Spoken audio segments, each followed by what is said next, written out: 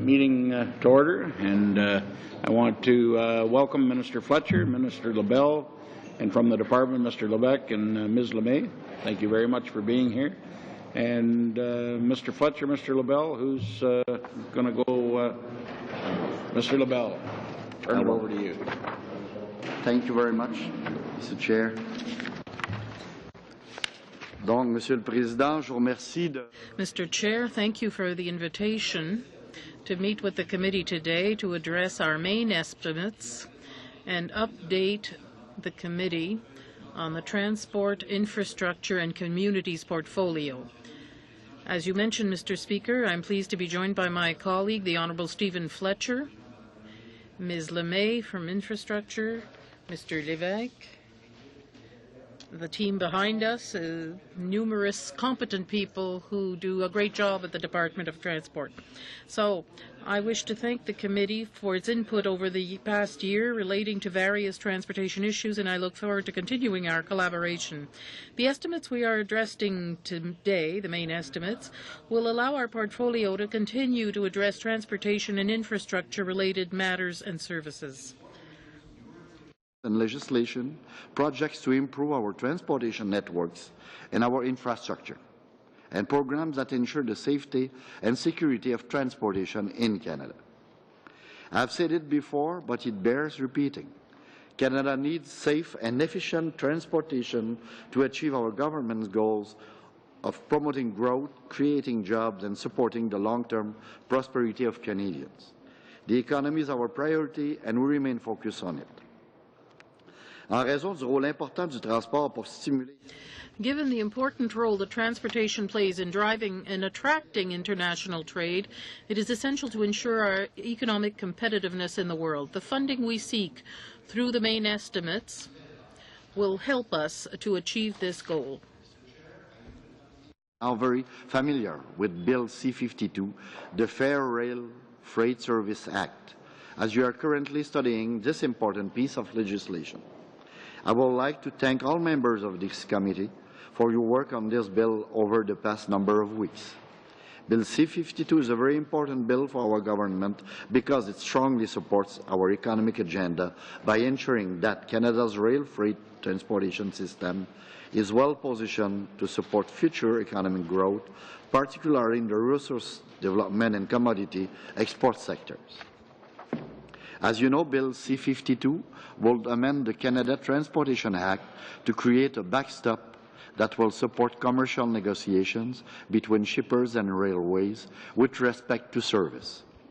This will enhance the reliability and predictability of our entire supply chain.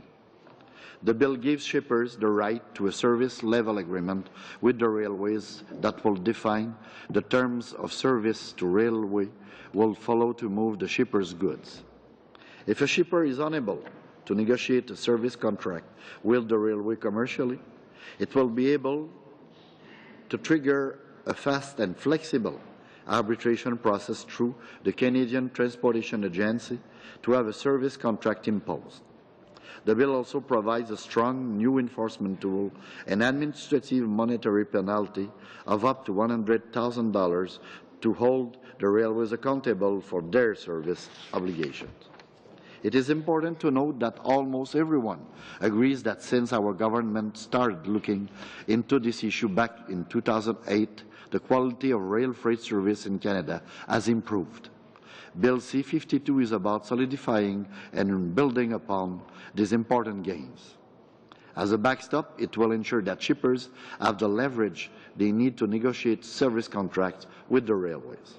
The goal is not to replace commercial negotiations, it is to provide a remedy for shippers in the event that commercial negotiations are not successful.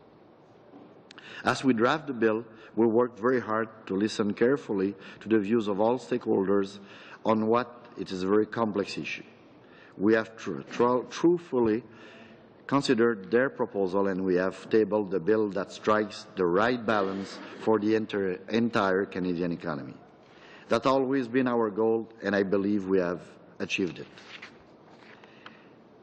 As I have heard support from all parties around this table for Bill C-52, I encourage this committee to proceed quickly with the conclusion of your study and refer it back to the House of Commons.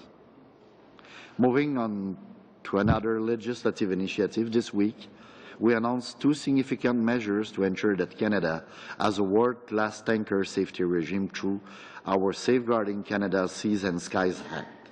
First, we have introduced legislation to amend the Canada Shipping Act of 2001. Some of the amendments will require certain facilities to submit plans to pollution prevention plans, emergencies, or any proposed major expansions or conversions to the Minister of Transport, and empower Transport Canada inspectors to direct facility operators to demonstrate their compliance. Second, I'm appointing an expert panel to review Canada's current tanker safety system. Led by Captain Gordon Houston, former President and CEO of the Vancouver Fraser Port Authority, the panel will review Canada's oil spill preparedness, examine our capacity to respond to spills, and develop a plan for future response. Enfin, le comité élaborera. And lastly, the panel will develop a plan for the future. There are other steps we are taking to strengthen our tanker safety system. We are increasing the number of tanker inspections and aerial surveillance. We are investing in research on marine transportation risks of oil sands products. We are assessing our laws and regulations regarding marine spill liability. And finally, we are engaging communities and First Nations on their local emergency response plans. I'm confident that the Safeguarding Canada's Seas and Skies Act is a good bill that will receive support from all members of Parliament. Back to dry land now. When I appeared before this committee last November, I noted that plans were proceeding to replace the 51-year-old Champlain Bridge near Montreal. With some 60 million vehicles and $20 billion worth of international trade crossing it annually, this bridge is important to both Montreal and the country. I can confirm right now that the environmental assessment will be completed by 2014. End of 2013, early 2014. This year we will move ahead on property and public utilities work to begin building the Nuns Island temporary causeway, which will be needed in order to construct the new bridge. National crossing. With more than 8,000 trucks per day, the region's Ambassador Bridge is already the busiest land border crossing between Canada and the U.S. The new crossing will provide much-needed border crossing capacity to handle the anticipated growth in commercial and traveler traffic. To begin the implementation of the project over the next year, Transport Canada will establish the Canadian Crossing Authority. The department will also start property acquisition in the United States and complete property transactions in Canada. And we will begin to relocate utilities and prepare the Canadian site around the crossing for construction. Les investissements en infrastructure constituent également. Investing in Canada's infrastructure is also a key element of the Government of Canada's plan to create jobs, growth, and long-term prosperity for Canadians. Since 2006, despite a systematic opposition by the opposition parties, we have made unprecedented investments in thousands of infrastructure projects across the country. This is true throughout Canada, and one source of support for these investments has been the Building Canada funds. While most of this fund has been committed to projects, it is important to remember that this funding will continue to flow beyond 2014 as construction continues on major projects we are supporting across the country. In addition, we doubled the gas tax fund to $2 billion a year before making it permanent in 2011. This means communities across Canada will be able to count on stable, predictable funding for their infrastructure needs. In terms of other infrastructure funding, we are now looking to the future, but are aware that any decisions must be made in the context of the Government of Canada's current fiscal situation and the capability of the Canadian taxpayer. But we have accomplished much through our investments. Recently celebrated the completion of upgrades to their wastewater treatment center. In Pictou County, Nova Scotia, residents are taking up opportunities to get fit and stay active thanks to the recent completion of the Pictou County Wellness Center. And working together with the Government of Alberta, we have completed 12 important highway infrastructure initiatives that will support economic growth across the province. Au-delà des investissements locaux, nous supportons des projets. Beyond local investments, we fund transportation infrastructure that contributes to trade and economic growth in Canada through our Gateway and Trade Corridor initiatives. By ensuring that trade supply chains can move people and goods efficiently, safely, and securely between Canada and the rest of the world, we are improving trade into and out of North America, as well as our competitive advantage in global markets. We have announced 39 strategic infrastructure investment in 9 provinces under the $2.1 billion Gateways and Border Crossing Fund. This includes important initiatives in Atlantic, continental, and Asia-Pacific gateways. We will continue to advance our Gateway and Corridor initiatives in partnership with other governments and stakeholders to improve our transportation system ability to support international trade. Unlike the opposition parties, we are focused on the economy. Vous remarquerez que ce budget. You will note that these estimates indicate that planned operating expenditures for Transport Canada have decreased from 2011-12 and 2012-13. This reduction is mostly the result of savings announced in Budget 2012 and reflects measures the Department is implementing to deliver more efficiently on its mandate. Canada will continue to regulate, inspect, and oversee Canada's world-class transportation system and has taken measures to ensure that its core services remain properly funded and aligned with departmental priorities. These adjustments will not compromise the safety or security of travelers using any modes of transportation in Canada. La sécurité et la sûreté des transports demeureront au cœur. Transportation safety and security will remain a core part of Transport Canada's mandate. Canada has one of the safest transportation systems in the world, and the facts demonstrate it. The number of aviation accidents has decreased 25% since 2000, while air travel has increased significantly since 2007. The number of rail accidents has decreased by 23% and derailments by 37%. Transport Canada continues to emphasize the central importance of safety and security across all modes and to clarify the need for an industry to create a culture of safety across air, marine and rail modes of transportation in Canada. Forward with planned reductions in spending from our 2013 expenditures. But we will continue to ensure the Canadian transportation system remains safe and secure, efficient and environmentally responsible. Au cours de la dernière année, les ministères qui font partie de... Over the past year, the departments under my portfolio have changed to meet the reductions announced in Budget 2012. We are working to modernize our programs and improve the efficiency of our workforce. Our employees take this challenge seriously and will strive to build greater innovation, efficiency and accountability in the portfolio. I will now invite Minister Fletcher to speak to you regarding our portfolio's Crown corporations. Thanks, Minister LaBelle.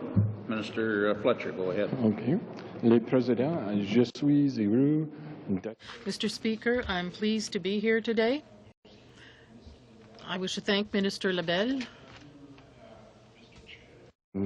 members of the committee for the opportunity to speak about the main estimates requested of the 3 Crown corporations in our portfolio.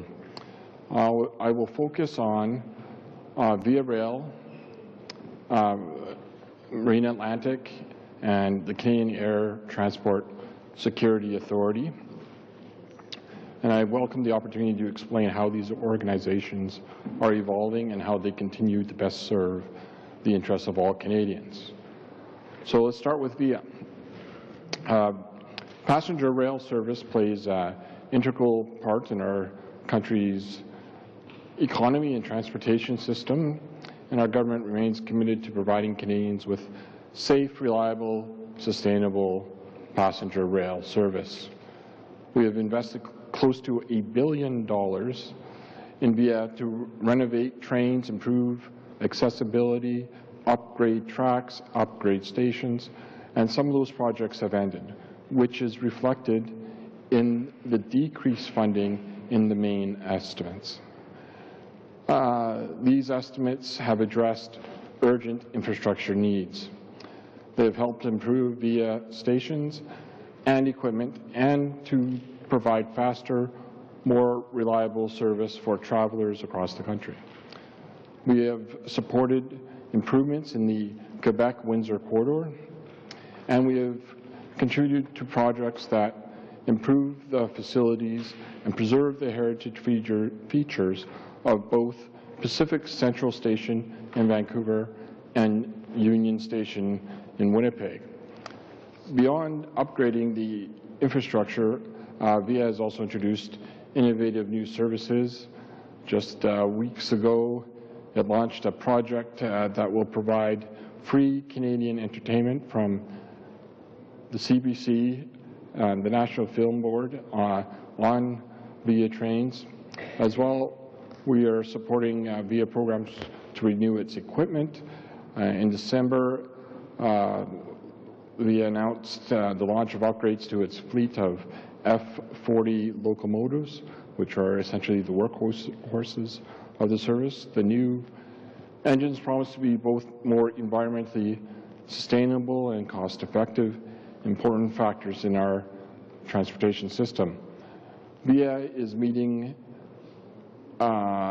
customer demand in the Ottawa-Toronto Quebec corridor by introducing 4 new trains per weekday and 4 more on weekends for a total of 28 new departures per week. In addition to these changes, there's a direct service between Quebec City and Ottawa to encourage more travel between the 2 capitals. This new service, which began past December, could possibly attract 200,000 new passengers annually. Moving from rail to sea, let's look at Marine Atlantic, which provides the constitutionally mandated ferry service between Nova Scotia and Newfoundland. This, given this company's value to Atlantic Canada and the role that a strong infrastructure and transportation play in the region, it is absolutely critical, and our government continues to invest in it. In fact, I took both routes on Marine Atlantic, not this summer, the summer past, and it was a thoroughly enjoyable trip on some huge ships, and I heard nothing but praise, especially when people compare the new ships with the old ships and the docking, the new infrastructure at the ports versus the old infrastructure. So that's good. And since 2007, we have supplied funds to support its programs, renew its fleet, and improve its services and facilities. As a result, as I've already mentioned, Marine Atlantic is receiving positive feedback from customers, complementing both its staff and improved facilities. We continue to, with continued support from the federal government, we are confident that Marine Atlantic will continue to improve its efficiency and improve the experience to its customers. This will in turn support growth, job creation, and prosperity in the region. Now, just before I conclude, I'll talk briefly about the Canadian Air Transport Security Authority, CATSA. CATSA is responsible to screen air passengers and baggage and to control access to restricted areas in our airports. In doing so, it's always looking at ways to improve its service. This past January, I traveled to Regina to announce a new initiative that is taking place there and in other airports. It will allow those who have Nexus cards or people who have joined the Nexus program for trusted travelers to pass through air security screeners faster and more conveniently. This initiative demonstrates how CATSA and its partners are working to ensure that Canada maintains, as Minister LaBelle has already eloquently noted, one of the safest and most secure transportation systems in the world. Mr. Chair, the 3 Crown corporations I've noted all provide essential services to Canadians and support our world-class transportation system. We are committed to ensuring that they continue to carry out their mandates and have taken measures to ensure their core services remain properly funded and aligned with departmental priorities. And we support the efforts that they're making, along with the government, to support growth, create jobs, and promote prosperity for all Canadians. And I'd be happy to take any questions. Okay, thanks very much, Minister Fletcher. And Ms. LeMay or Mr. Lebec, just here to answer questions. We'll move right into that. Ms. Chow, and I understand you're splitting your time with Mr. Sullivan. Okay, 7 minutes. Okay, thank you. Good afternoon, Minister LaBelle. Welcome to the committee. The Federation of Canadian Municipalities proposed a cut my commute time funding, asking for a direct transfer to municipalities and provinces for public transit. As you know, this is a top priority for the Big City Mayors Caucus, and mayors from whether it's Calgary or Vancouver, big city like Montreal, Halifax, Toronto, all saying that help us cut the commute time. And within, I think, 2 days after they made the request, I think you were in the media saying, no, you do not support dedicated transit funding. So my question is really, why? And I'll ask my second question, then you can answer both. The second question has to do with our competitiveness.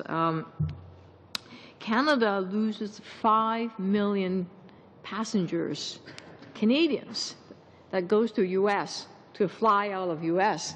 because they find that the cost of flying in Canada is too expensive.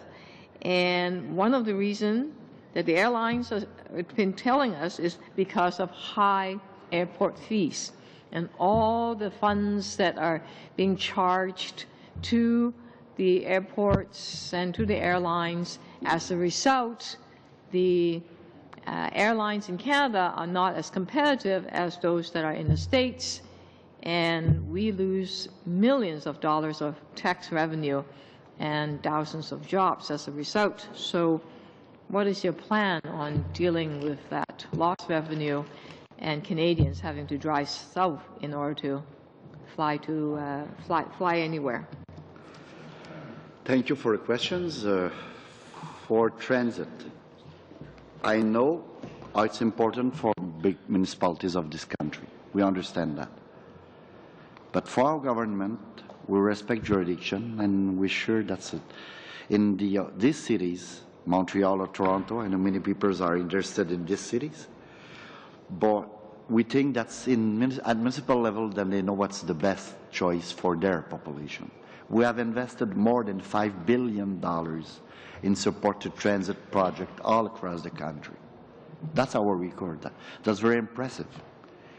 Some provinces decided to use mostly their gas tax fund to use it for public transit.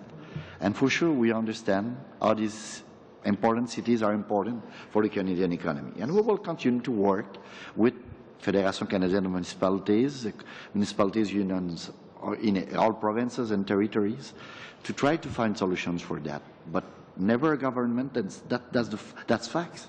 I've invested so many hours in infrastructure of this country, including transit.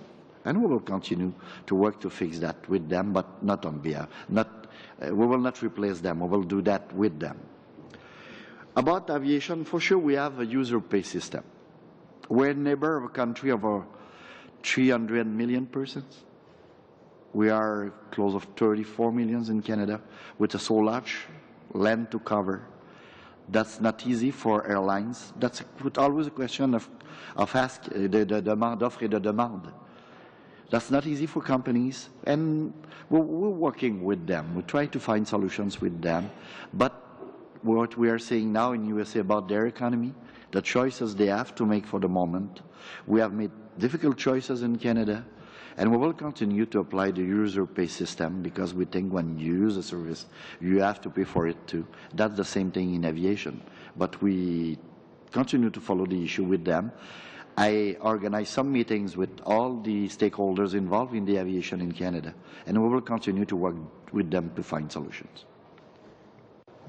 I just have a supplementary, and I'll go to Mike. Do you prefer a direct transfer, like a gas tax program for transit, or do you prefer a grant program where they have to apply and you never know whether you get it, and sometimes you get it for a few years and sometimes you don't? What do you think works better? I think that the tool... If you want to respect the jurisdiction, municipal jurisdiction, and you do want a direct transfer and let them decide, why ask them to do a grant program? Because in many provinces, like in Quebec, we can intervene directly with municipalities. In Quebec, we have to go through the province. That's an obligation. We sign an agreement with them for the new... We will sign in the future, I hope, another agreement with them for a new infrastructure plan. In Quebec, we will have to transfer all the money to the province. They make the choice of the projects. When they have prioritized, they send that to the federal. For sure, we have planned at the beginning, before the signature, which kind of program will be on the table. And we have to respect the fact that we have to invest through the province in Quebec. And for me, like a former mayor, I know some expect to become mayor, but me, I'm a former one.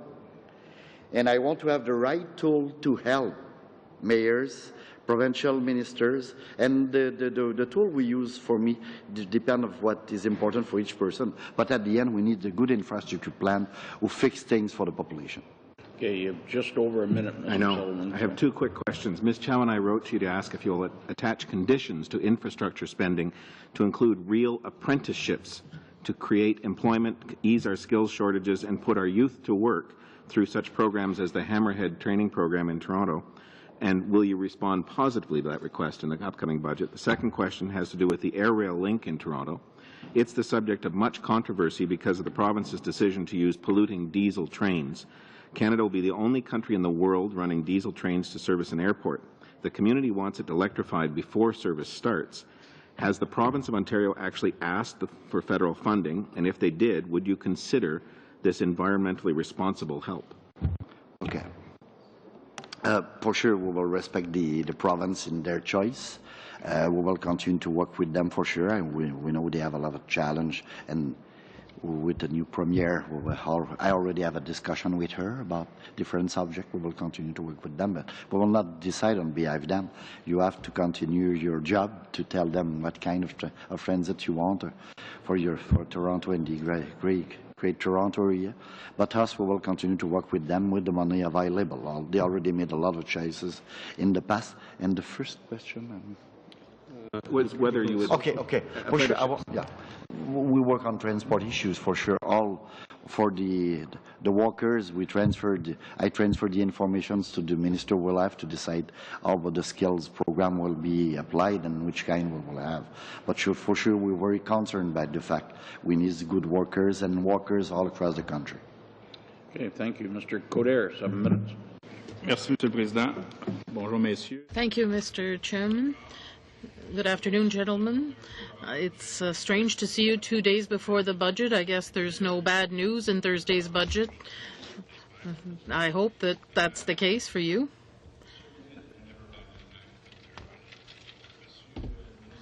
Minister Lebel,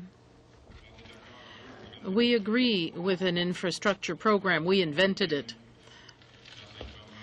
In a minority government, we even pressed the Conservative government to go forward. But however, I noticed that for the program ending in 2013-2014, according to the main estimates, it will go from 5.1 to 3.9. It's a reduction. The situation is important. You're going to talk about the bridge, and we're all very glad about that. We wish it would come sooner, but there is a reality about that. First of all, I'd like you to tell me what explains this reduction, and have you undertaken talks with the Quebec minister for the renewal agreement? I met with the president of the Quebec Treasury Board a few weeks after he was appointed, and I told him about our will to be partners in compliance with the current rules and system, where each of the provinces and territories, we must respect that. We don't have a specific one for Quebec, except in Quebec we have to go through the province. Now, it's clear that with infrastructure programs, we'll see what the coming days and weeks bring with the new budget, but it's quite clear we want to solve a lot of problems and create more opportunities in the economy. My colleagues will discuss this, and then I will allow them to answer, and then I'll come back. What we have to understand with the infrastructure program as it stands is that the amounts we're asking for from Parliament reflect what we think that our provincial and municipal partners will be in a position to request as the work they're doing advances. Variations can be significant, but we need to have Parliament's authority to make sure that if there is a request from a province, we have the authority to make the payment under the agreement. So it's not a matter of cancelling projects or reducing the spending. It simply reflects the timetable that the provinces and territories and municipalities use to access our funds. So the reduction, well, that also means perhaps that the previous year there were projects that didn't go forward. Okay. Minister, I also see that there are still funds for the Port of Old Montreal. That's under your jurisdiction. These are grants and subsidies and payments. This new entity is outrageous in my opinion. It's under the Canada Lands Corporation. Do you have any plans to eventually transfer the Old Port Corporation? Well, the person responsible is the Minister of Public Works. Of course, we support what they do, but she is in charge of this. The strategy comes under the Minister of Public Works. What's essential for us is to continue work that's been done. What the final choices will be, I'm not sure. But could you check about that? Yes, that's what we're working toward, to preserve all this. What Mr. Levesque said was important, because often when you look at budgets, we're accused of a reduction in infrastructure. But it's a matter of when the provinces present their invoices. We pay when they do. If they don't present an invoice, even if we anticipated, we can't spend the money. That's how it's done. Okay. Quite clearly, you met with Minister Gaudreau regarding Champlain Bridge. You asked Minister Gaudreau, tell me what you want and we'll make it happen. We heard Minister Gaudreau's version more than yours. If Quebec asks for more funds from you for public transit, are you prepared to embark, or does that depend solely on Quebec? Well, the answer is, as you know, the day we announced the new bridge on October 5th, 2011, we asked Quebec to identify the kind of public transport that they want. In order to move forward with our business plan to see whether we put railway for trains or asphalt for buses, well, that's not the same cost. So we need to know this before the end of 2013. This is why we need their answer. What's quite clear is that this is under provincial jurisdiction. We will provide the necessary infrastructure to achieve what they want to achieve in terms of their choice. That said, we offered the same thing that we offered the rest of Canada. 600 million in Ottawa, they say in the Quebec media. But these are all choices in the provincial envelope. They had chosen to fund Highway 30, the 175 or 375. We'll see the next budget if there was an infrastructure program and envelopes for the provinces, and if Quebec asks us to prioritize public transit rather than a bridge over the St. Lawrence, that's their choice. So there'll be no additional money. It's with existing envelopes. Well, we'll see in the next budget, but we dealt with that 600 million, but these are structuring expenses. We can always talk to the Treasury Board. If you have structuring projects, they can be done too. Yes, of course, but right now we're told we do it for other provinces. Yes, well, we can't ask for money for highways and next week say, well, now I'd like you to also pay for something else. There was some billion dollars. Yes, of course we're sensitive to that. Last question. I only have 30 seconds. When you lower the funds for air safety or marine safety, do you make sure that there won't be collateral damage, especially when it comes to language? We're working on that. I'm a Quebecer, I'm a Francophone, and I follow this very closely. You see the people with me today, they are very sensitive to the French fact, Mr. Coder, and we will always do this the way we've always done, with great rigor. But we did not cut safety. You talked about air safety. This is the management of costs and the administration. Inspectors weren't cut. I want to point that out. Well, I'm sorry, Mr. Speaker. Point of order. We were told there was $15 billion for operations that must affect inspectors. We're talking about money to manage the airport capital assistance program. That's funds management, depending on the requests made of us. We're talking about management of administration for $1 billion. We're talking about administration here, not the jobs for inspectors. They weren't cut. On the contrary, we're working to fill vacancies, and we have to continue to do that. Thank you. 7 minutes. Thank you, Minister. 20 years ago, there was no federal funding for municipal infrastructure whatsoever. Municipalities funded their infrastructure largely by themselves with some limited assistance from the provinces, but the federal government had no role at that time. Since 1992, there has been a windfall of money to our municipalities. In the last decade, it has been a spectacular windfall. I have the stats from Stats Canada here. In 2001, the municipalities had about $87.4 billion in revenue. In 2011, they had $149.2 billion in revenue. That's data for local governments found at Stats Canada. That is a 70% increase in 10 years. During the same time, we have had only a 30% increase combined population growth and inflation. In other words, revenues have been growing more than twice as fast as have the costs and the population.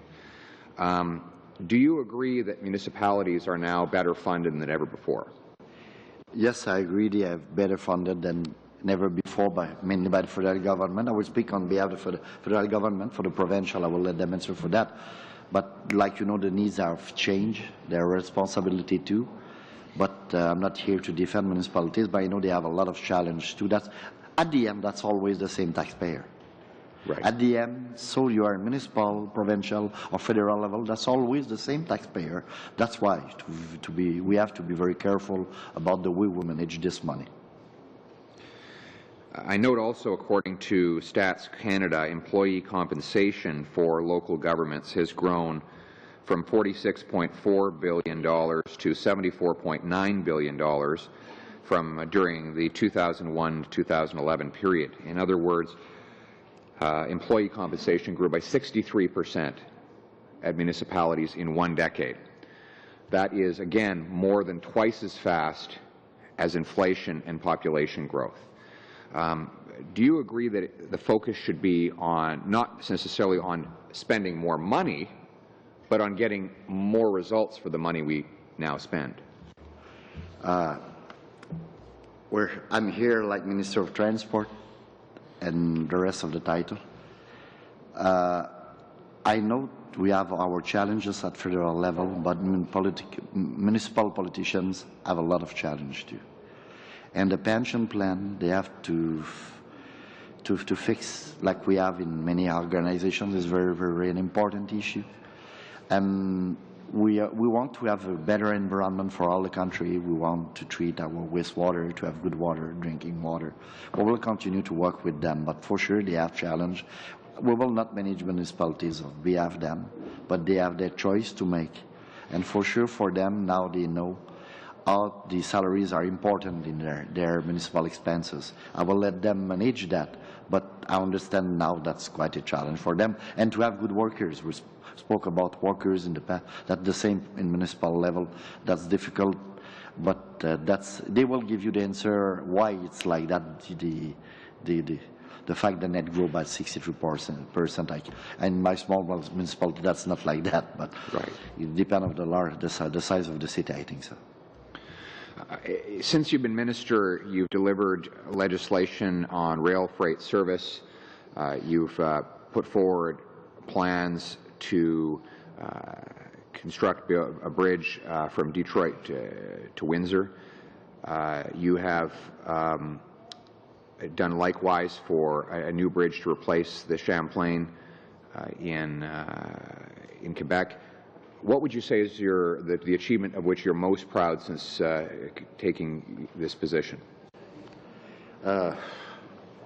to stay focused on what is the main concern for the Canadian population, to have tools to help the economy of this country.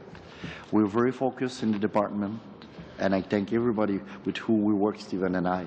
We're focused on the result for the population, and all the projects you have spoke about are there to support the economy of this country and create jobs all across the country in all provinces and territories.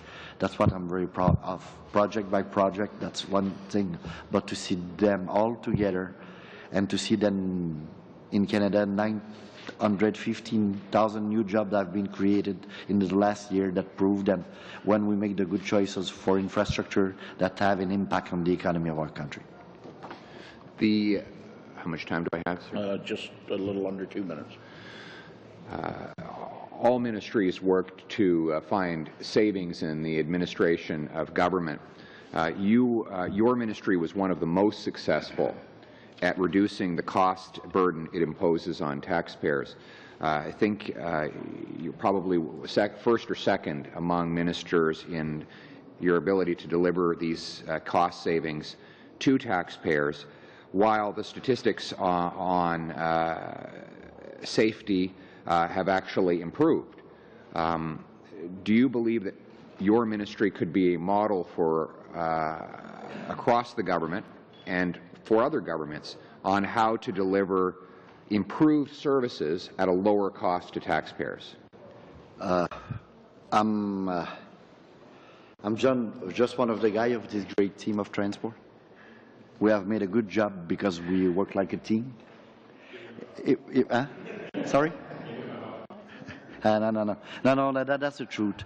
We and Mr. Levesque is there since some months, but before my arrival, people worked together to find solutions. And I really have to thank all the team. We have done like a team. That's not easy when we have to identify savings in departments. That's not easy no more for TRAN corporations and in our department. I can say we're an example. We only have done what was supposed to be done in our department, and we have looked at all the administration savings we can do, and we have done that together. We have a great parliamentary secretary. Oh yes, we have a great parliamentary secretary. That's the answer. Oh, stop. And your time is up, Mr. Fellow. Minister, don't cut him off. He was just... Okay. It's getting a little mushy here, so we're going to now move to Mr. Watson for 7 minutes. Thank you, Mr. Chair. Not sure what to make of that last round of questioning. But we have plenty of love for you, Mr. Coder, as I look across the way, too. Ministers, Minister of State, thank you for appearing here before committee on the main estimates. I don't think it's a surprise. I may want to talk a little bit about the Detroit River International Crossing. You brought it up in your comments. Looking back at the timetable a little bit on this issue, I've been tracking it for quite a while. It's obviously an issue of great importance locally, but as the Prime Minister once said in Windsor a number of years ago, it's the #1 infrastructure priority of the government. In 2006, we established the Borders and Gateway Crossings Fund. As I recall, 2007, there was a line item in the budget for $400 million as a down payment toward the eligible capital costs of the Windsor-Essex Parkway, now called the Right Honourable Herb Gray Parkway. It was in 2009 that we made some acquisition in the Brighton Beach area of some lands for the Canadian Inspection Plaza. And that was an expenditure of about $34.1 million. As I recall, 2011, the parkway construction began. 2012, of course, was a real turning point year, I think. The interlocal agreement between our government and the state of Michigan in June of that year. The defeat of Proposal 6 on the U.S. side, which was important for moving forward as well, and then the strengthening bridge to trade, or the Bridge to Strengthen Trade Act. Let me get that proper in C-45 last year. So a lot has been happening. I notice in the estimates there is an increase with respect to land acquisition and the Detroit River International Crossing. Do you care to comment on that? I'll have more detailed questions, I think, for your officials later. on some of the specific numbers about how many acres and things like that. But in a general sense, can you indicate whether this is for expected purchases on the Canadian side, the U.S. side, or both? Okay. Monsieur Lévesque. Very well, thank you. This is for purchases on both sides of the border in order to move ahead the projects. Okay, and then sure then we are on record today. That's still an important project for us. We're still in touch with our American partners. I spoke with Secretary LaHood. We will see the future, but I spoke with him 2 weeks ago to be sure we're fixing step by step everything, and the team is on work every day.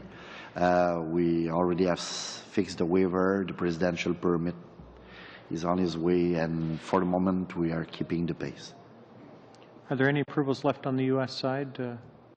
For sure, they have. We have our challenges, they have theirs. Yeah. Plaza will be a challenge, we know it. We know that since the beginning. Last week, discussion have been made with Secretary Napolitano about that. She is in touch with our government through different ministers, and we continue to work with her. And we expect to have answers soon about many issues on this big project. Okay. Now, in looking at the main estimates, there is a change in the Gateways and Border Crossing Fund relative to the prior year. It's a pretty significant one. Some will say that's a cut. I'm not sure that that's an accurate portrayal of that. Can you, I believe it's in the neighborhood of about a net $524 million. There's a notation, I think, in the estimates that explain that there's some changes in cash flow, and I guess the question I have is maybe, and you can tell me whether you think my characterization of this is right. There was a notation about waiting for reprofiling authority last year. I think that a lot of funds were sort of stacked into the planning window.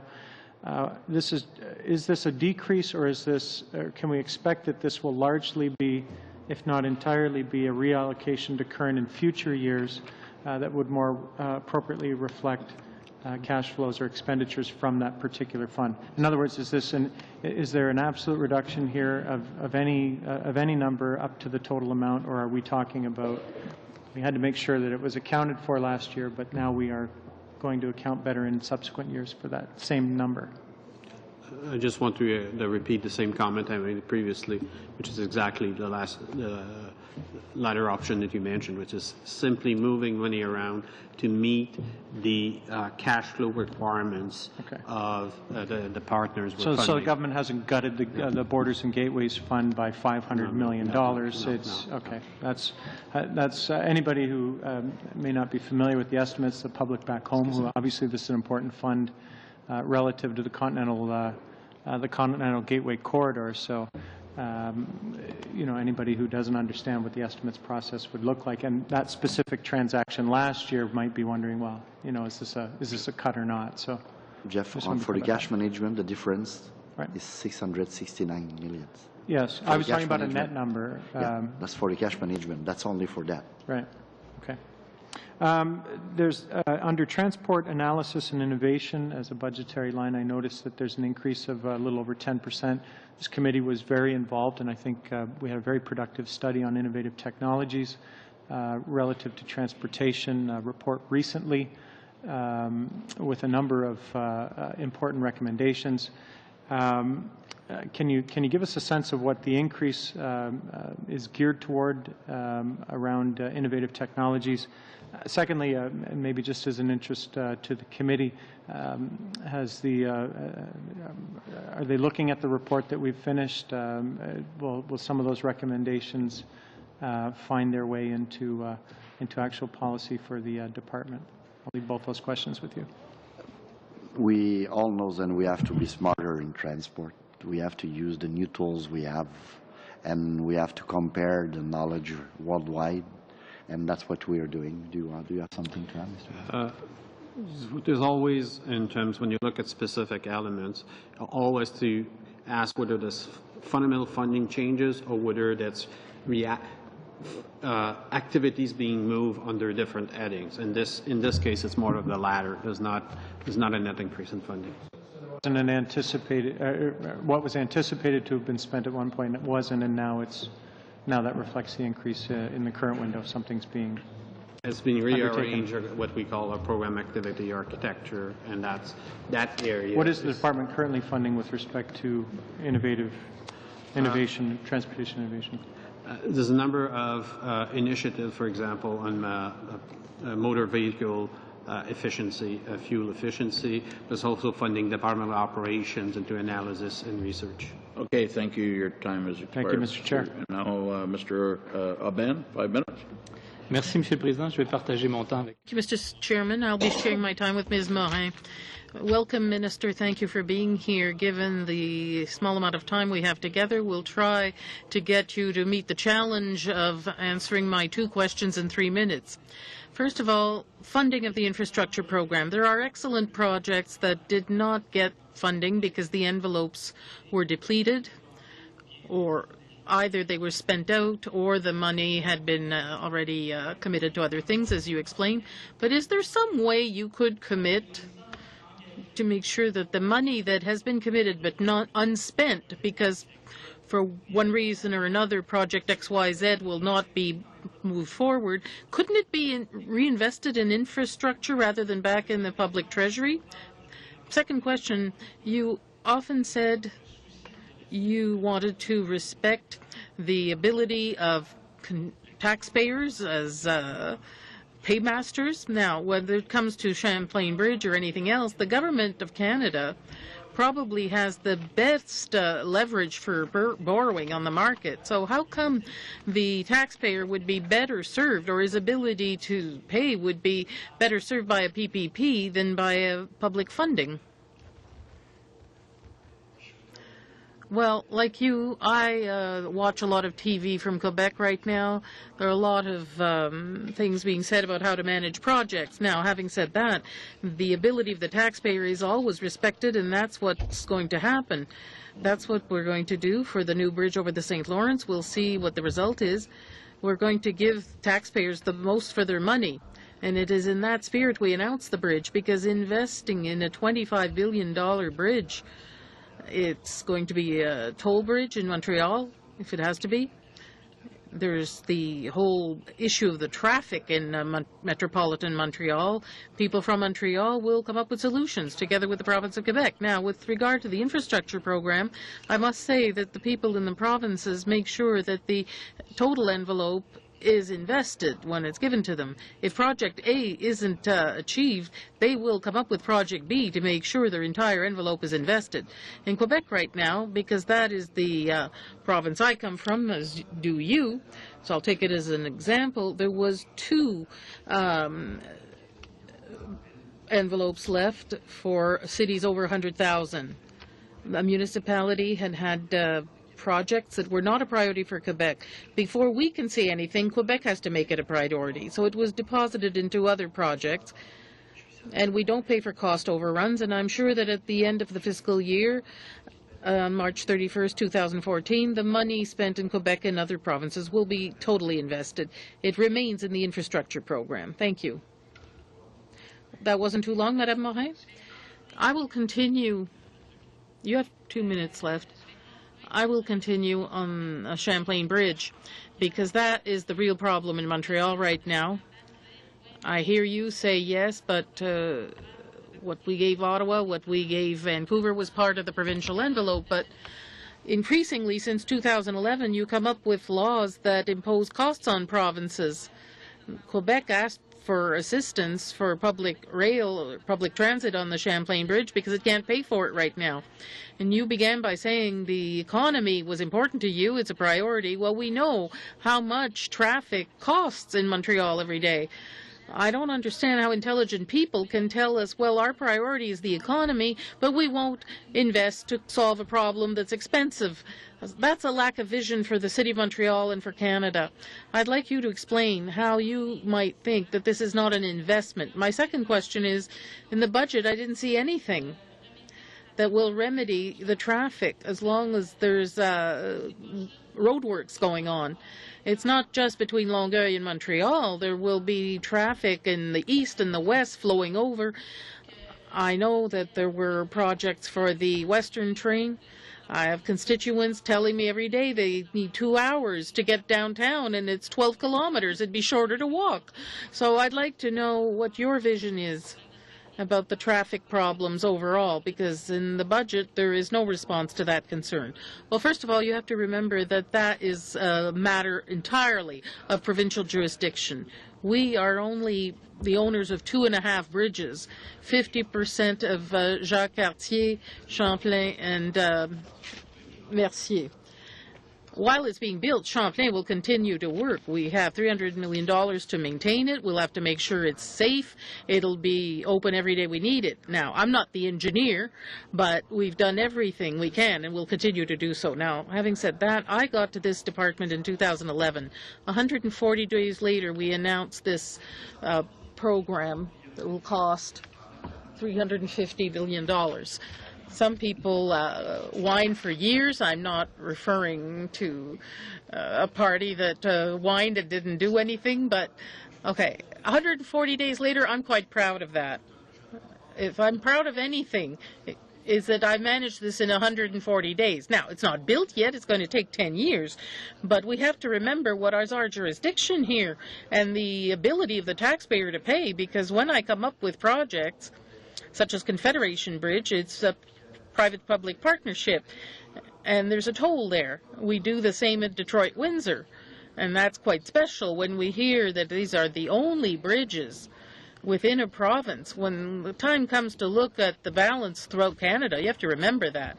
Now, with regard to public transit, the day we announced the bridge, we were asked to prioritize what kind of public transit we wanted. There were envelopes dedicated in every province. In Quebec, the choice made by the previous government was to invest this in autoroutes. The $700 million spent on the 30 could have been spent elsewhere, but the province came up with that priority. And there was the 85, too. There was the minister, who's no longer there, with whom I'd made an announcement, was very important. $280 million for an auto route between the lower St. Lawrence toward New Brunswick. Those are choices the province has made. You can't choose two things. You can't have your cake and eat it too. The province came up with its priority. It'll be the same in future. You can't say it's different because you're in Quebec. We're in Quebec. You're going to pay for public transit too, whereas the other provinces make a choice in their envelope. If Quebec decides to make public transit a greater priority than the bridge in order to improve the traffic situation, we will listen. We will evaluate the request and the quality of the request and see what we'll do with that application, but we're waiting for their answer. It's been 530 days to figure out what kind of public transit they want. They're saying, you can't tell us how much money you'll spend on the bridge. Well, we need to know what it's going to cost. We're analyzing tolls and so forth. We're serious. We want a bridge. We don't want to play politics with the bridge. Now, Mr. Minister, I understand you have to leave, and we're at that time now. I did have Mr. Adler, Mr. Holder, Mr. Todt on there, but I believe, I know you have an engagement that you do have to get to. Yes. Okay. I can tell what it is. Yes. I can tell that. J'ai pas de problème à le dire. C'est la sermentation du nouveau ministre. It's the oath of the new oath taking in the new department. I'm sorry, I'm expected. While we have, if I may, while we have the minister here, both ministers, but can I offer on behalf of all of us congratulations to the minister on his new role, additional role as Minister of Intergovernmental Affairs. We wish you every success in that role, and thank you for taking on that opportunity, sir. Well said, Mr. Holder. And with that, Mr. Minister, thank you very much for being here. Yeah. Thank you very much, Mr. Minister. Yeah, we'll suspend for 1 minute.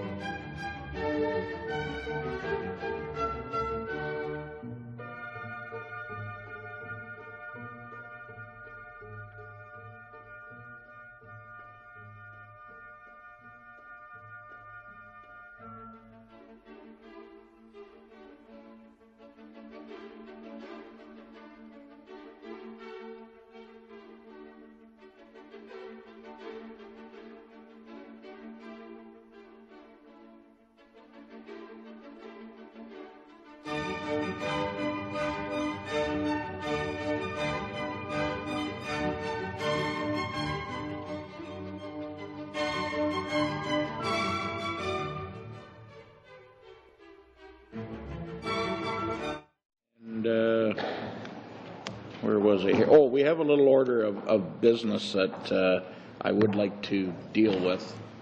And one is a budget that was witnesses on the committee, and does everyone have a copy of this? It's for a total of $8,900, and I would entertain, unless there's questions, I would entertain a motion to that we approve that. Mr. Watson? Move that the chair pays for it out of pocket. Okay. No, I'm kidding. All in favor? Those opposed? It's carried. Thank you. Now, should we deal with this right now? Okay, and with that, we have, my apologies, we have a number of new witnesses here, and my apologies, but welcome and thank you for being here. Can we go right to questioning, or is that fair? And with that, I really have nobody to start here, but I'm going to turn it over to Ms. Chow. I can start. I noticed that in the main estimate, the pipeline investigation budget has been cut by 14%, $81.6 million, and marine safety has been cut by 7% in this budget, in this estimates. The minister just said that protecting the coastlines are very important, the tankers traffic and the pipeline going to the tankers, all of that is a high priority. If that's a high priority, how could we manage, how could the department and the minister cut the pipeline investigation and marine safety so dramatically and expect the impact it would have? What impact would it have?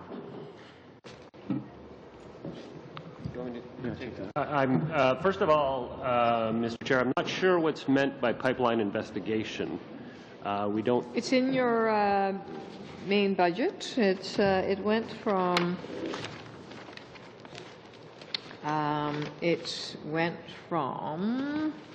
Just give me a second.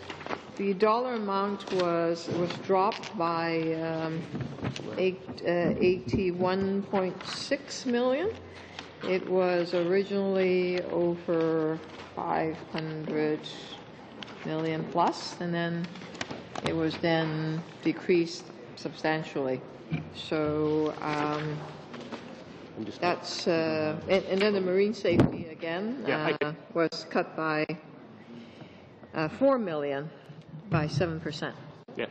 I can certainly speak to marine safety. I'm still perplexed by pipeline investigation because we don't do any pipeline investigation at transport that I'm aware of. I saw it on the on your estimates. No? Okay. Yes. All right, I'll get through the page. Okay, but certainly with respect to marine safety, yes, there was a $4.1 million reduction in the main estimates for this coming year. That is largely due to deficit reduction action plan reduction, and that's carried out in a number of areas. When we did deficit reduction, we had a principle that we adopted in the department was first of all, we wanted to reduce in those areas where it wouldn't affect our frontline services, and one of those frontline services obviously being our inspections.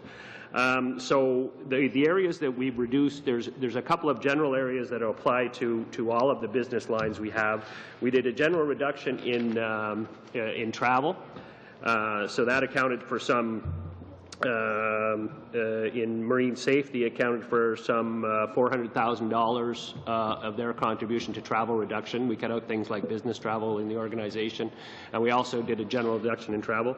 We cut professional and special services, so that's essentially consulting contracts, people we hire to do studies, things like that.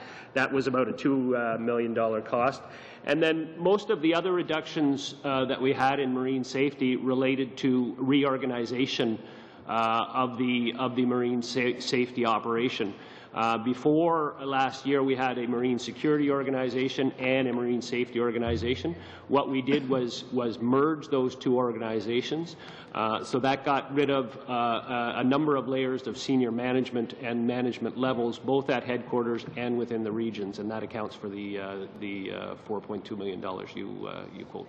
Okay, thank you.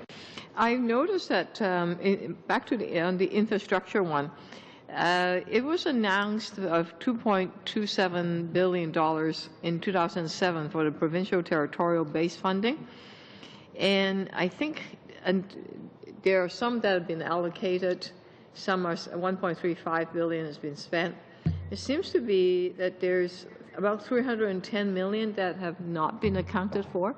So can one of you tell me that all the funds that have been announced in all the infrastructure programs, the various programs, at the end of the day, would all the funds be allocated and spent? Would any of it be clawed back? Putting aside all the transfer to Beaufort and all of that stuff, right? But would every dollar be spent, or some would be profile, i.e. eliminated? With the caveat that you put forward, because any of the transfers that were mentioned, not talking about transfers. The idea is with the programs, as was mentioned earlier, is when a project doesn't happen, normally the province will come back with another project, we'll have discussions, and to make sure that that money is spent. So the intention is, yes, to spend every dollar that is left. Okay. I found the page, Mr. McDonald, is page 101, and the dollar amount was 525.1 million, cut to 443.5 million. It's on the Transportation Safety Board's details. That's not our Transportation Safety Board. That reports to the President of the Queen's Privy Council. It's not part of the Department of Transport. Right, but the budget is still from... No. Okay. But ultimately, they're still being cut. I don't know what the details of their reduction are. They have less money, obviously. Do I have any more time? Just another question on the on Ria Rail. Putting aside on the capital, how much actually has been cut on the Ria Rail from year to year, from 2012 to 2013? I'll have that for you in a second.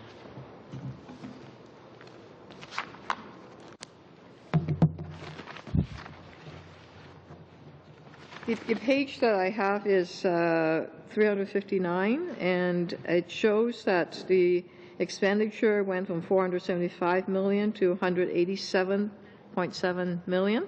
So that's a substantial decrease. So of the dramatic decrease, what percentage of it is operating? Well, there were two cuts that were felt by Via Rail. One is in their capital program is coming to a term, so they've finished their capital program, so those substantial cuts in their capital program. As a result of Budget 2012, they also had reductions to achieve with respect to the Deficit Reduction Action Plan, and their commitment to achieve results this year, where we'll be in 13-14, will be in the order of 15 million to operating costs. 15.15 million? 15.1 million, yes. Okay, thank you. Yep.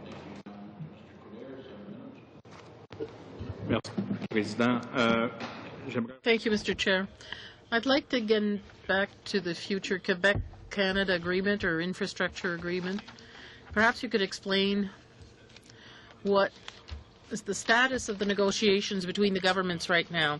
Things are sometimes announced, but it takes a great deal of time before they come into being. What is the actual status of negotiations between the provinces and the Government of Canada right now, especially Quebec, if you please? There are many programs, as you know, Mr. Coder. The most concrete is the one on the gas tax, because it's been announced that this would be a permanent program. So we're slowly starting talks with the provinces. I'm saying slowly, but we're going to have to hurry up because we need agreements in place by March of next year. Now, with regard to any potential new program, well, we'll have to wait after the program is announced to discuss any talks about that. So before there's negotiations, there has to be an announcement of renewal. Is that it? Okay, that's fine. That happens 2 days before the budget. Could you explain now the situation of Via Rail? They say that there's no problem, but when you have a 60% drop, there's a problem. You can't have me believe that there will be the same level of service. There's an increase in traffic between Windsor and Quebec City, but isn't there some way to make sure that the regions don't get the impression that they're second-class citizens? Because that's 60% above. We've had accountability exercises and program reviews, but the message being sent out there is that increasingly Via Rail has been left by the wayside. Perhaps we could reassure the thousands of viewers we have today. What could you say to the regions about this? I could answer that, as you pointed out, one gets the impression that their budget was cut severely this year, but as I mentioned earlier, it's their capital program that has ending. We can certainly expect that Via Rail will always have programs to continue to invest, and that is what we're doing in our ongoing talks with them. There will probably be more talks in the supplementary estimates so that they can get more government funds for other projects they want to undertake. And in a way that I know that the department is the one to make the evaluation of a security link if, for example, you have some air companies wants to come. Si on va avoir une compagnie aérienne qui veut s'installer. If we want an airline that wants to settle there. The fact that we're cutting some budget, of course, we need to evaluate some of the future links that we would like to have, and it's an important economic venue if we have more airplanes that's coming from direct line. What is the situation right now in the overall? What's the status of the way that the department is working right now in the evaluation of those futures lignes aériennes? Est-ce que le fait qu'on coupe le budget? Those future airlines, will the budget have an impact on the quality of the assessments, or does it delay things? Could it have an economic impact? Because there are communities that are asking for certain airlines. If you're looking for increased air services to Canada, there's the aspect of what type of bilateral relations you have with other countries and whether or not that affects what services are offered. And I'll let my colleague, Mr. Striner, get into more detail on that. The other aspect is whether or not the companies that are coming here are operating a safe operation, and that's where my part of the organization gets involved. And what we do is assess whether or not a company should be awarded a foreign air operator certificate. And that largely is done within our organization, but we also assess the country they're coming from and whether or not we have faith in their system and accept their rules and whether they live by the International Civil Aviation Organization rules, and that gives us a degree of confidence in the operations that they will undertake in Canada. For the most part, any of the reductions we've taken in the Civil Aviation Organization, and this was one organization, given all the focus on it, that we tried to have very minimal impacts on in the budget reductions. The ability to assess foreign air operators has not been affected by any of the cuts that we've undertaken through the Deficit Reduction Action Plan. Just trying to. And with respect to international air agreements and service to various centres, I mean, I think as most members of the committee know, Mr. Chair, we have been operating since for the last 6 or 7 years under the Blue Sky policy, which promotes liberalization of air services internationally and promotes the establishment of air agreements with other countries where there's clear demand, but always with the caveat that we want Canadian carriers to face a level playing field globally and to compete, but to compete under conditions that are fair. Let me have time. Okay, let me give you some examples. Il y a toujours la question du Maghreb. is the question of the Maghreb, because that has a direct impact. For instance, if you want direct flights with Montreal, it could be Algiers, there's the Lebanese fact, etc. What do you tell people? And I understand this. I always was among those who protected our country when it comes to security. We shouldn't play around with security, but there are realities sometimes that make it look like protectionism. In the U.S., when they're even worse, they do have direct flights. So is it a lack of resources that means that, or is this political action? Is it the Department of Foreign Affairs? Why is it that it takes too long sometimes? Thank you for the question. With regard to security, that's Mr. McDonald's bailiwick. Of international air agreements with other areas. Really what it comes down to is a couple of issues. One is whether or not there is actually a demonstrated need. Are there in fact Canadians and passengers or potential travelers in the other country who are demonstrating a desire and an interest in the service? So we will consider that in establishing our negotiation priorities. And then there's also the question of existing unused capacity. So in some instances, we actually have air agreements, and in fact, they aren't being fully utilized by carriers in either country. The fact that we have an air agreement with another country, which provides for a certain number of flights every week, doesn't mean that carriers have necessarily chosen to take advantage of that. So each year we look at setting priorities, and we do it on the basis of a number of objective criteria. But reaching those agreements is ultimately dependent upon both parties being interested in advancing. These are international agreements, and we have to be sure that in making progress with our counterparts abroad that we're not only protecting Canadian interests, but also considering the competitive position of the Canadian industry. Thank you. Mr. Holder and Mr. Adler are splitting the next 14 minutes. Mr. Todt, you have the first 5. All right, thank you, Mr. Chair, and thank you to our witnesses. I guess I just want to get down to the crux of the whole process that we're working through here, and that's, I've heard, the estimates being referred to by some of my colleagues as budget, and I also see a lot of comparisons that are being tried to directly draw between estimates from 2012 to the estimates that we're looking at today, and we really run into a problem when we do that, as far as I understand, and maybe one of the department officials could correct me if I have this wrong, but I know at a provincial level, you have a budget that comes out at the same time as the main estimates of expenditures and the main estimates of revenues, and those 3 elements definitely closely correlate to each other and have a great correlation for the next year when you can look at main estimates of revenue comparative to main estimates of revenue again and expenditures in the same fashion. But federally by law, we do have some unique situations. We have a main estimates that has to be tabled before March 1st by law. So what we end up having is we have a main estimates of expenditures that are actually brought forward before the new budget comes out, and these expenditures can only reflect ongoing statutory expenditures or those done through a voted appropriations. So they cannot reflect any spending that's coming in a new budget. And it's not only can they not or may they not, but they cannot by law reflect anything that may be anticipated in an upcoming budget, if I have that correct. They also will reflect sunsetting programs that will have run their course and run their term. Any savings identified in budget 2012 will not have been reflected in the estimates that were tabled last year on March the 1st.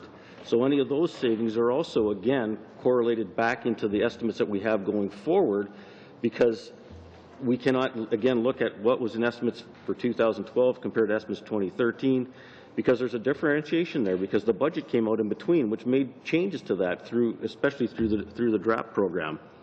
So I guess what I'm getting at is I feel that any attempt to use these estimates to say that this will be the government's spending over the course of the next year really is fundamentally flawed, because we don't know what's going to happen as of Thursday. A lot of what we're looking at today may change in a fairly drastic fashion, and it's not like anybody's playing games or being underhanded or trying to change things. It's just simply by law, these estimates cannot reflect anything that may be in budget 2013, which will be tabled on Thursday in the House. So I guess what I'm getting down to is I feel it's like trying to compare an apple and an orange, even almost to go from estimates to estimates, never mind trying to compare the estimates that we're looking at today and say, well, this is what's going to be in the budget for the upcoming year. would any of you like to comment on that, or say that I'm wrong, or that can enforce whether I have that correct? I would say, Mr. Chair, that the honourable member certainly has it correct in the context of how these main estimates are being presented. They're certainly being presented before the budget, which will be coming out on Thursday. They represent planned spending for the organization. Yes, the budget that comes out on Thursday may have an impact on this, but generally the main estimates also reflect all decisions that were taken during the course of last year. They would have received Treasury Board approval, would have received approval to proceed, including the 2012 budget announcements for savings. They're reflected in these main estimates, and again, last year, again, because of timing, the budget 2012 savings were not reflected at the beginning of the main estimates. That's correct. So I think you've characterized where we are today in the context of the budgeting process is actually correct. So that's essentially where our supplementary estimates come in during the course of the year, why these things occur, because we have to make adjustments. So I mean, there's a recognition that there's definitely adjustments, and I'm sure this year we'll also have supplementary estimates as we go forward, because there will be adjustments and changes after the budget comes out and the budget implementations occur. And I guess in light of that, that's the danger that we get into, and you're right, I guess of trying to come up with exact dollar values and saying, here's an exact dollar value that changed between last year and this year. And even percentages are a dangerous thing for us to get into, because we may note that there seems to be a decrease in one of the things that I've noted, that there seems to be a decrease in internal services. If I base it, looking from year to year based on the documentation I have in front of me. And I just wanted to, and I'm not going to give you a number or a percentage because of the preamble I gave you, but could you explain to me whether internal services, do these include any frontline services or frontline personnel? No, generally internal services are those services that support the department in the context of its proper functioning. So they generally represent functions like human resource management, finance administration, our investments in IMIT, communications, legal services. So no, the reductions do not have an impact on internal services with respect to frontline services, and I think the Minister and the Deputy previously had mentioned that. All of the resource savings that you're seeing as part of these changes in the main estimates have no impact on frontline inspection services for the department. Mr. Holder, 5 minutes. Thank you. Thank you, Chair. I'd like to thank our guests for being here today. I don't think I've ever seen so many assistant deputy ministers in one collection at the same time. A collection. A collection. Nobody's running the department back on. Order, Chair, please. It's rather interesting. As I heard testimony from both ministers with respect to what obviously was a very busy agenda, and then the question about how do you help support infrastructure requirements of municipalities. I thought about that at length, because you may not know, but I come from London, Ontario, the 10th largest city in the country, and I share that with you because when the government made the decision to implement the municipal or to implement the gas tax, doubled it, and then made it permanent, my city was a beneficiary of some $21 million, modest compared to some of those great cities like Toronto and Montreal, but very significant to us. One of the things that I do is I do a weekly survey of my constituents and others, and it goes out to about 25,000 people, and it's a rather interesting thing, because one of the questions they did ask about the gas tax was the priorities of the municipalities, because they have a fair amount of flexibility with the gas tax to do certain things. And I asked whether the dollars should be spent on major projects or small sewer gutter kinds of things, and overwhelmingly they came back with the strong belief that there should be major projects. And I just wonder, if I look at my $21 million my municipality receives, if they had a $100 million project, which is not insignificant, I would think if you've got 5 years of permanent funding, that gives you the avenue or the opportunity to be able to take care of what they need for a project, if they focused it on large projects. Is there any intention to be more restrictive with municipalities about gas tax? Is that pretty much set, would you imagine, or will they have the flexibility that they seem to have shown in the past? Can anyone here enlighten me? I'm not sure who to ask in this Augusta group. And we should have actually introduced ourselves, but this is how many people it takes to replace the 2 ministers and the deputy. They'll be very happy to know that. Well, we certainly have the class of the league. And we are representing really 2 separate departments, infrastructure and Trans Canada, so it does make so. But we're very happy to be here. To answer your question, right now, as you probably know, the flexibility is there to bank and borrow, and so that flexibility will have to. The next step with the gas tax is actually for the government to decide what are going to be the criteria and the terms and conditions. So all these things that we've heard, because there's been a lot of consultation, as you may know, over the last year, but specifically over the summer, the 2 ministers were really out and consulting with stakeholders and municipalities and provinces. All of that is taken into account, and whether there will be adjustments or not, that's something that the government will decide. All right, a question if I can. And Mr. Fletcher went on at some length about the issues with respect to Via Rail. You know, Canadians are interesting people. We love our railroads. We don't ride them, but we love them. At least we love the spirit of them. And yet, when he spoke, he made the comment that based on certain commitments that the government's been done and what VIA is doing itself with regard to some of the investments we've made, that he could imagine a possible 200,000 new passengers taking the train. Where are those people coming from? Anyone that feels qualified? Give that to the transport side. Perfect.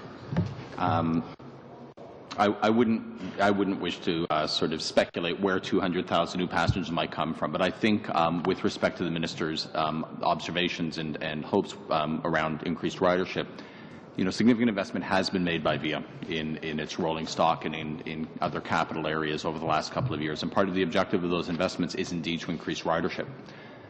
We know that the most intensive ridership is in the corridor between Quebec City and Windsor, and particularly Montreal and Toronto. And the ridership numbers there have been looking good. There's also some improvements in ridership along certain other sections of VIA's network. So I think that there is a hope, but more than a hope, there are some clear business plans on VIA's part to try to increase ridership through improvements in service, both frequencies, matching service to customer expectations, but also the quality of service on the trains. It's hard to quantify precisely what the results of that might be, but there's certainly a general business strategy to increase ridership over time. Well, then, perhaps to you, then, if I might, just a brief one, if I might, sir. Well, very brief. You're eating into Mr. Adler's time. Well, then I apologize. I'll defer to Mr. Adler. Thank you. Okay. Mr. Adler, 4 minutes. Thank you. Thank you, Mr. Holder. Thank you, Chair. I do want to have a couple of quick questions. First of all, in terms of the infrastructure people are on, ADMs are on, you're all, okay. Okay. What I want to know is the infrastructure program that was the Economic Action Plan, came out on the Economic Action Plan. That has been looked at as kind of the epitome of how the 3 levels of government can work together. Can you sort of take us through, other than the political, take out the political will, and just sort of walk us through the execution, how that was all laid out, so we can learn from that example of how well that was executed. You know, all shovel-ready projects, all projects that led to employment, but more importantly, just the level of cooperation between the 3 levels of government. Can you just walk me through that process and what we learned from that? How long do I have to do that? But maybe I'll start by telling you that the good thing about the number of infrastructure programs that we now have is that you learn from every one of them. The Economic Action Plan was very specific, and I'd say the big difference was the timeline, the very precise timeline that really did force some action, and we were able to build on everything that was already in place. We were able to streamline a lot of the processes and get to the finish line, and we'll be able to report very soon on the success of the program, actually, because it is a very successful program, and we're in the process of doing some lessons learned, because we want to be able to apply some of the things that we've learned to a next generation of programs, we have them, because it would be kind of a waste not to, because we have learned so much, and there's so many different things that to run you through the different, but in general, it was mostly the streamlining and the focus, I would say, was really what, in many, many details, we're going to try to replicate as much as we can the good that came out of it. There were some things that maybe we would do differently, but the good we'll try to replicate as much as possible. Okay. How much time do I have? Just a little over a minute. Oh, okay. In terms of the making the gas tax permanent, at the time, was there any discussion of attaching any specific criteria to the money? There were, there was a couple of, I was going to say statements, and I don't want to mislead you, so maybe I could send them back to you, but there were a couple of things that were said. If I'm not wrong, it's Minister Flaherty that talked about the banking and the borrowing that would, something that would like to continue. But there weren't anything about the criteria as such, and that's where we're going to be in the next little bit looking at the terms and conditions specifically to the gas tax. But some of the signals have been there in terms of some of the continuity, I think, and what we've heard from municipalities right across the country is that they like the program. So we'll try to, you try to stay as close as you can, I think, to what works. But this will be something the government will have to decide in the very near future. So there's nothing codified right now that kind of defines what okay, but that could in the present plan. Sorry. In the current plan. Oh yeah, in the current plan we do have categories, and it's actually the gas tax one is one that's focused on environmental objectives right now. So you're talking about cleaner air, cleaner water, reduce GHG. So there's actually 6 categories, I believe, 6 or 7. So it's very those are focused categories. Okay, and are they open to negotiation in terms of any changes that could be made in the next generation? You mean? Next generation. Again, this is something that government will have to decide in the near future. Okay, thanks. Thank you. And with that, we do have to pass a few motions in order to deal with the estimates, and I suggest that we go right to that. But before committee does its business, thank you to all of you for coming here today. Much appreciated. Thank you. Is there no time for any more questions? No, there is, and not if we want to get this done, Mr. Sullivan. So, are we not going to 5:45? No. I thought no, committees run from 3:30 to 5:30 normally, and the discussion at an earlier meeting was decided to, because of traveling. Now today, we probably could have started at 3:30, but most days it's 3:45 or very close to it. And that wasn't my suggestion. That was brought to me by a number of members. The meeting still ends at 5:30. I know I have to go at 5:30, Mr. Sullivan, and Ms. Chow. I'm wondering whether if there are folks that want more time, can we start at 3:35 maybe, or something like rather than 3:45? I would suggest that you discuss that with the other members, and I'm at your service. But Ms. Moran?